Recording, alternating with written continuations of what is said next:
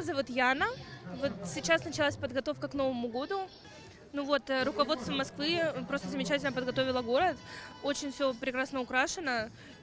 Места для хождения людей очень много. Также очень много развлекательных мест.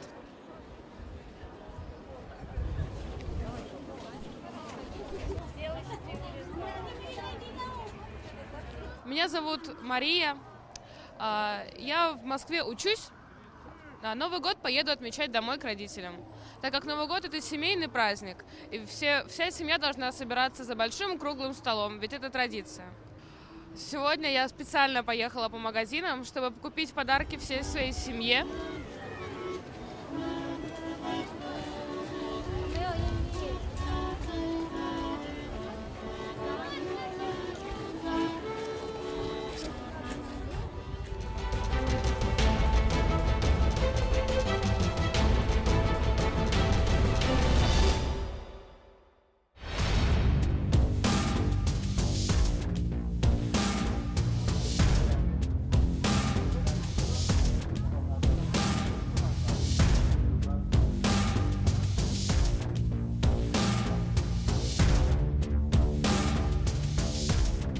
ئەوەی ڕاستی بێت بە بنەماڵەوە زۆر جاردین سەفەری و کەشتێ دەکەین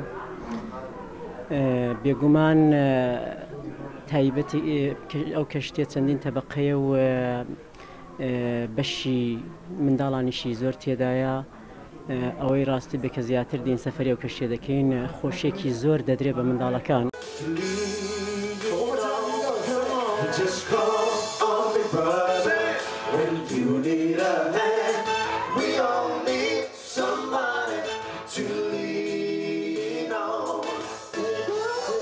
لەم کەشتیە هەموو شتێکی تایە ڕێستۆرانت و بازار و شوێنی یاری مناڵان و سینەما و دیسکۆ و هەموو شتێکی تایە لێرە خواردنی خۆش.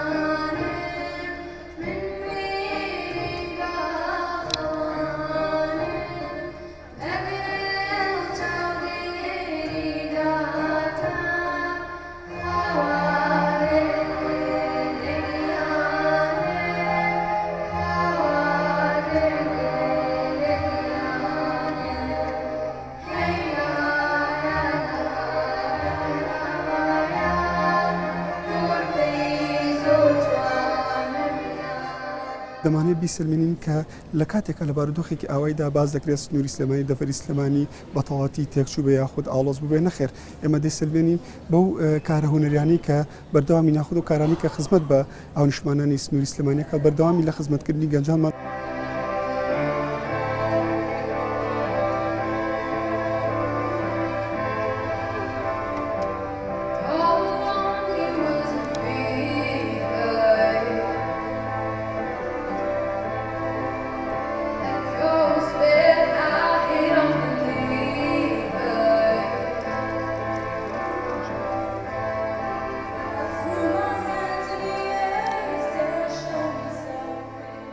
هیوادارم هەمیشە کورد با بڵێن پۆزیتیڤ بیرکاتەوە متەفائیل بێ بەرامبەر وەزعەکان بەڕاستی هەموو کەس وەزعی لەوانەیە خراپ بێ بەڵام پێویستە ئێمە یەک بین پێویستە جوان بین لە ناویەکە پێویستە ئاگامان لە یەکتر بێ بۆ هەموو زۆرۆفێک و بۆ هەموو کاتێک. من ناوم دانیایە لەگەڵ هاوڕێیەکمە دێژین بەشدار بووین بە گۆرانیەکی ئینگلیزی لەم کۆنسرتە.